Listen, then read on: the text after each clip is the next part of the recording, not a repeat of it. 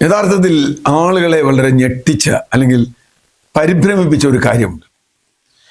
INTUC നേതാവ് കോൺഗ്രസിന്റെ തൊഴിലാളി സംഘടനാ നേതാവ് ആർ ചന്ദ്രശേഖർ പ്രതിയായ കശുവണ്ടി ഇറക്കുമതി തട്ടിപ്പ് കേസ്. ഇവിടെ കിട്ടാവുന്നതിനേക്കാൾ വലിയ കൂടിയ വിലയ്ക്ക് കശുവണ്ടി ഇറക്കുമതി ചെയ്ത് നൂറുകണക്കിന് കോടി രൂപയുടെ അഴിമതി കശുവണ്ടി വികസന കോർപ്പറേഷന്റെ ഭാഗമായി ഇരുന്നു കൊണ്ട് അന്നത്തെ ചെയർമാനായിരുന്നു നടത്തി. അതിൻ്റെ MD ആയിരുന്ന K രതീഷ് അതിൽ 1-ാം പ്രതിയാണ്, ചന്ദ്രശേഖരൻ 2-ാം പ്രതിയാണ്. ഇങ്ങനെയുള്ള പ്രതികളുടെ കേസുണ്ട്. ഈ കേസ് വന്നിട്ട് കുറേ കാലമായി. ഒരു പൊതുപ്രവർത്തകൻ കൊടുത്ത കേസാണ്. അദ്ദേഹം കോൺഗ്രസ്സുകാരനാണ്. അദ്ദേഹം കൊടുത്തൊരു കേസാണ് ഈ കേസിൽ ഇപ്പം ഇങ്ങനെ വന്നിട്ടുള്ളത്. ഈ കേസ് നമ്മൾ വിചാരിക്കേണ്ടത് എന്താ? ഉമ്മൻചാണ്ടി സർക്കാരിൻ്റെ കാലത്ത് കശുവണ്ടി വികസന കോർപ്പറേഷൻ ചെയർമാനായിരുന്ന ഒരാൾക്കെതിരെ ഒരു കേസ് വന്നാൽ, അത് INTUC നേതാവിനെതിരെ കേസ് വന്നാൽ പിണറായി വിജയൻ അവനെ തൂക്കി ജയിലിലിടുവെന്നല്ലേ? ആ കേസ് മുമ്പോട്ട് പോയില്ല. നമ്മുടെ നാട്ടിലെ ഈ ജുഡീഷ്യറിയുടെ ഒരു പ്രശ്നം, ഒരു സർക്കാർ വകുപ്പിൽ ഒരാൾ സർക്കാർ ഉദ്യോഗസ്ഥൻ എന്ന നിലയിൽ ഒരു കാര്യം ചെയ്താൽ അയാളെ ശിക്ഷിക്കണമെങ്കിൽ സർക്കാരിൻ്റെ പ്രോസിക്യൂഷൻ അനുമതി വേണം. ഇപ്പോൾ പല കാര്യങ്ങളും നമ്മളൊക്കെ വിജിലൻസ് പല കേസുകളും ചെല്ലുമ്പോൾ സർക്കാർ പ്രോസിക്യൂഷൻ അനുമതി കൊടുക്കില്ല. സർക്കാർ പ്രോസിക്യൂഷൻ അനുമതി കൊടുക്കാത്തതുകൊണ്ട് കേസ് മുമ്പോട്ട് പോയില്ല. അനേക വർഷങ്ങൾ കോടതിയിൽ ഇങ്ങനെ കിടക്കും. അത് മറികടക്കേണ്ട കാര്യമൊക്കെ ഉണ്ട്. ചില കേസുകളിലൊക്കെ അത് വന്നിട്ടുണ്ട്. ഞാൻ അതിനെക്കുറിച്ച് പോകുന്നില്ല. ഈ കേസിൽ രതീഷും ആർ ചന്ദ്രശേഖരനും അടക്കമുള്ള ആളുകൾക്കെതിരെ വലിയ അഴിമതി നടന്ന കേസ് പിണറായി സർക്കാർ 10 കൊല്ലവും ഈ ചന്ദ്രശേഖരനെ സംരക്ഷിച്ചുകൊണ്ടിരുന്നു. അതെന്തിനാണ് നമുക്കറിയില്ല. അതിന് ഇനി വേറെ എന്തെങ്കിലും പങ്കാളിത്തം ഉണ്ടെന്നില്ല. എന്തായാലും ചന്ദ്രശേഖരൻ ഒരു ഇതില്ലാത്ത ആളല്ല. അയാൾ എന്ത് ചെയ്തു? എല്ലാ കാര്യത്തിലും കോൺഗ്രസ് പ്രതിപക്ഷത്താണെങ്കിലും പ്രതിപക്ഷം പറയുന്ന അഭിപ്രായമല്ല ചന്ദ്രശേഖരനുണ്ട്. ഇപ്പോൾ ഏറ്റവും നല്ല ഉദാഹരണം ആശാസമരം വന്നപ്പോൾ കോൺഗ്രസ്സുകാരും പ്രതിപക്ഷമൊക്കെ ആശാസമരത്തിന് പിന്തുണ പ്രഖ്യാപിച്ചു. ചന്ദ്രശേഖർ പിണറായിയുടെ കൂടെ നിന്നു. എന്നിട്ടോ ആശാസമരം ശരിയല്ല, ഞങ്ങൾ അതിനെതിരാണ് എന്ന് ചന്ദ്രശേഖർ പറഞ്ഞു. അപ്പം തന്നെ അയാൾ കോൺഗ്രസ് നിന്നും INTUC നിന്നും പോകേണ്ടതാണ്. അത് വേറെ കാര്യം. കോൺഗ്രസ് ആണ്, INTUC ആണ്, അതൊക്കെ നടക്കും. എന്തായാലും 10 കൊല്ലവും ഒരു കുഞ്ഞിനെ കിളി സംരക്ഷിക്കുന്നത് പോലെ പിണറായി വിജയൻ ഇദ്ദേഹത്തെ സംരക്ഷിച്ചു. പക്ഷെ കോടതി വെറുതെ വിട്ടില്ല. ഹൈക്കോടതിയിൽ ഇദ്ദേഹം ഈ അപ്പലന്റ് പോയി ഹൈക്കോടതി അവസാനം ഗതികെട്ടു. പല പ്രാവശ്യം വ്യവസായ സെക്രട്ടറിയെ വിളിച്ചു. നിങ്ങൾ എന്താ കൊടുക്കാത്തേന്ന് ചോദിച്ചു. മുഹമ്മദ് ഹനീഷ് എന്ന് പറയുന്ന നമ്മുടെ മുൻ എറണാകുളം ജില്ലാ കളക്ടറൊക്കെയാണ് അവിടുത്തെ പ്രിൻസിപ്പൽ സെക്രട്ടറി. അദ്ദേഹത്തെ പലവട്ടം കോടതിയിലേക്ക് വിളിച്ചു. അദ്ദേഹം വന്നു, ഞാൻ കൊടുത്തോളാം, പറയാം, ഗവൺമെന്റിനോട് പറയാം, ഗവൺമെന്റ് തീരുമാനിച്ചിട്ടില്ല. അതിനിടയ്ക്ക് ഇലക്ഷൻ വന്നു. പുതിയ സർക്കാർ അധികാരമേറ്റപ്പോൾ വീണ്ടും കോടതി ചോദിച്ചു, എന്താ കൊടുക്കാതെ? ഇവർക്കും കൊടുക്കാൻ പറ്റില്ല, INTUC നേതാവിനെതിരെ ഇവർ കൊടുക്കില്ല.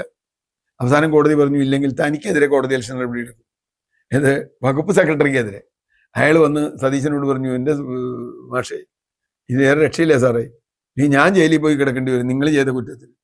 അവസാനം ക്യാബിനറ്റ് തീരുമാനിക്കുന്നു ഇതിന് പ്രോസിക്യൂഷൻ അനുമതി കൊടുക്കാൻ. അത് വലിയ വാർത്തയായി. അപ്പൊ ചന്ദ്രശേഖരനെ CPM സംരക്ഷിച്ച പോലെ കോൺഗ്രസ് സംരക്ഷിക്കുമെന്ന വിശ്വാസം തകർത്തത് കോടതിയാണ്. എന്നിട്ട് ഒരു പ്രോസിക്യൂഷൻ അനുമതി കൊടുക്കാൻ തീരുമാനിക്കുന്നു. അത് കോടതിയിൽ AG സബ്മിറ്റ് ചെയ്യാൻ തീരുമാനിക്കുന്നു. ഇത് കോടതി സബ്മിറ്റ് ചെയ്യുന്നതിന് മുമ്പ് ചന്ദ്രശേഖരൻ വന്ന് പത്രസമ്മേളനം നടത്തി. ചന്ദ്രശേഖരൻ ഇതിന്റെ കോപ്പിയായിട്ട് കണ്ടോ. ഗവൺമെന്റിന് യഥാർത്ഥത്തിൽ താല്പര്യമില്ല, കോടതി നിർബന്ധിച്ചത് കൊണ്ട് മാത്രം ആണിത് ചെയ്യുന്നത്. 2, ഹൈക്കോടതി എങ്ങനെയാ ക്രിമിനൽ കോടതിയുടെ ഒരു ജുഡീഷ്യൽ മറ്റു കോടതിയുടെ ഫസ്റ്റ് ക്ലാസ് കോടതിയുടെയോ അതുപോലെ നിലപാടിലേക്ക് എത്തുക? വിചാരണ കോടതിയുടെ അത് ട്രയൽ കോർട്ടൊന്നുമല്ല. അവിടെ എങ്ങനെ ട്രയൽ നടത്താൻ പറ്റും? അതുകൊണ്ട് ഹൈക്കോടതിക്കെതിരായ പരാമർശം അടക്കം ഉദ്ധരിച്ചുകൊണ്ട് ഇയാൾ പത്രസമ്മേളനം നടത്തി. വളരെ വളരെ വളരെ മോശപ്പെട്ട ഒരു സംഗതിയാണത്. കാരണം അങ്ങനെ പറയാമോ ഗവൺമെന്റ്? ഹൈക്കോടതി പറഞ്ഞുകൊണ്ട് ഞങ്ങൾ ചെയ്യാമെന്ന് ഗവൺമെന്റ് പറയേണ്ട കാര്യമില്ല. ഹൈക്കോടതിയുടെ ഉത്തരവ് പാലിക്കാൻ ബാധ്യമാണ്. 3-മതൊരു കാര്യം കൂടി പറഞ്ഞു, ഇയാൾക്ക് അപ്പീലിന് പോകാൻ അവകാശമുണ്ടെന്ന്. അതിനെ ഈ ഉത്തരവിൽ പറയണേ.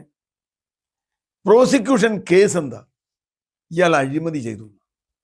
ഇവിടെ എതിർകക്ഷി പ്രോസിക്യൂഷനാണ്, സ്റ്റേറ്റ് പ്രോസിക്യൂഷന് അനുമതി കൊടുക്കുമ്പോൾ തന്നെ പറയുന്നു, ഏതാ ഇയാള് ഹൈക്കോടതി പറഞ്ഞുകൊണ്ട് മാത്രം ചെയ്തതാണ്. നമുക്ക് രാഷ്ട്രീയമായി കാണുമ്പോൾ പറയാം, ചന്ദ്രശേഖര ഹൈക്കോടതി പറഞ്ഞുകൊണ്ട് ഞാൻ ചെയ്തതാണ്, ഇപ്പം എന്താ ചെയ്യുക എന്ന് സതീശനോ രമേശ് ചെന്നിത്തലയ്ക്കോ പറയാം. പക്ഷെ അതുകൊണ്ട് കാര്യമല്ലോ. അത് എഴുതി കൊടുത്താലോ? ഇവർക്ക് ഹൈക്കോടതി വിചാരണ കോടതിയായി പെരുമാറുന്നു എന്ന് എഴുതി കൊടുത്താലോ? ഹൈക്കോടതി ഇത് എന്താ പറയുക, ഇത് ചെയ്തില്ലെങ്കിൽ എനിക്കൊരു കുറ്റമില്ല, ഞാനൊരു കുറ്റവും ചെയ്തിട്ടില്ല എന്ന് പറഞ്ഞാലോ? എനിക്ക് അപ്പീൽ പോകാൻ അവകാശമുണ്ട് എന്ന് ഹൈക്കോടതി പറയണതിന്, അല്ല ഈ പ്രോസിക്യൂഷൻ പറയണതിന് ഹൈക്കോടതിയോട്. പ്രശ്നം ആ കത്ത്, ആ പ്രോസിക്യൂഷൻ അനുമതി കൊടുത്ത കത്ത് വല്ലാതെ വിവാദമായി. അതെല്ലാ നിയമങ്ങളും ലംഘിക്കുന്നത്. ഇത് എന്തിനാണ്? കാരണം ചന്ദ്രശേഖരനെ ഇങ്ങനെ ചേർത്ത് പിടിച്ചേക്കല്ലേ. ഇപ്പൊ പിണറായി സർക്കാരിന് ഇത് മിണ്ടാൻ പറ്റില്ല, കാരണം 10 കൊല്ലമായിട്ട് കൊടുക്കാതിരുന്നവര്, അവർക്കൊന്നും പറയാൻ പറ്റില്ല. പക്ഷേ ഇപ്പൊ ഇത് കൊടുത്തേ പറ്റൂ. ഇത് ഇപ്പൊ മാറ്റി കൊടുക്കുന്നു അഡ്വക്കേറ്റ് ജനറൽ എന്നാണ് നമ്മൾ മനസ്സിലാക്കുന്നത്. മാറ്റി കൊടുത്തില്ലെങ്കിൽ ഹൈക്കോടതി വീണ്ടും ഇതിനേക്കാൾ ഗുരുതരമായ ആരോപണം ഗവൺമെന്റിനെതിരെ കൊണ്ടുവരും. കണ്ടോ, നിങ്ങൾ രാഷ്ട്രീയ നേതാക്കളെ സംരക്ഷിക്കുന്നതിന് വേണ്ടി മാറി മാറി വരുന്ന സർക്കാരുകൾ ചെയ്യുന്നു എന്ന ഹൈക്കോടതിയുടെ ഒരു പരാമർശം മതി. വളരെ ഗുരുതരമാണ്. നിങ്ങൾ പ്രതിക്ക് വേണ്ടിയാണോ നിൽക്കുന്നത് അതോ സ്റ്റേറ്റിന് വേണ്ടിയാണോ എന്ന് സർക്കാരിനോട് ചോദിക്കാൻ കോടതിക്ക് അവകാശമുണ്ട്. കോടതി പലവട്ടം ചോദിച്ചിട്ടുണ്ടത്. പ്രതിക്ക് വേണ്ടി നിൽക്കുകയാണോ സർക്കാർ? സർക്കാരിന്റെ പണം മോഷ്ടിച്ചതിന് പ്രതിഭാഗത്താണോ സർക്കാർ? പിന്നെ ആരാണ് ഇപ്പോൾ ഭരണപക്ഷം, ആരാണ് എതിർപക്ഷം? ഈ ചോദ്യം വരും. അതുകൊണ്ട് തന്നെ വല്ലാത്ത ഗുരുതരമായ അവസ്ഥയിൽ വരാതിരിക്കാൻ വേണ്ടി അത് മാറ്റിക്കൊടുക്കും എന്നാണ് ഞാൻ പ്രതീക്ഷിക്കുന്നത്.